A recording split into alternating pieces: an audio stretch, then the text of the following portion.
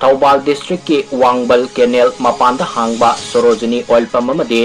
Bisnupur District ki Moirang Thana Lairakta Hangba MS Elidas Fuel Station Matam Kaktana Athingba Thanle haina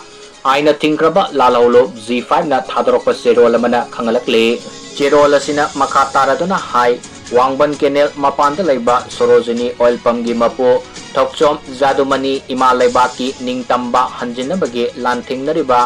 Z5 ki member ama thaduna sel gi matenga mari lainana wari sanakhe adubu Zadumani na athiba wahai wata kaya sizinatuna Z5 ki member adubu mahaki squad kangbuna fahan ki masung Manipur Police Commando da sinanaba honakhe madugi sumatakta member adubu tamchiba mongda fu cheiba tawrakhe adu moinamang Z5 ki member aduna squad ki khulai amade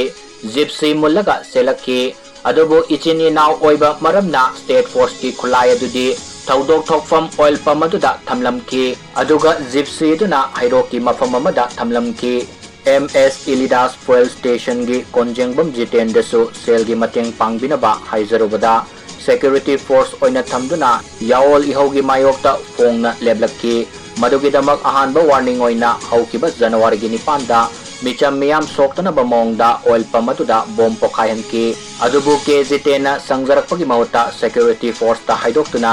Z5 ki member sing fahanki loina na lamdam masida lairiba oil pump sing khomduna khongjang silaki asumna yaoli hogi mayokta leblakkiba miyoyasi Z5 ta sangjarakpa leitre yaoli hogi mayokta sathariba thong sing adugidamak oil pump ani matam kaktana thong lolhannaba warep laure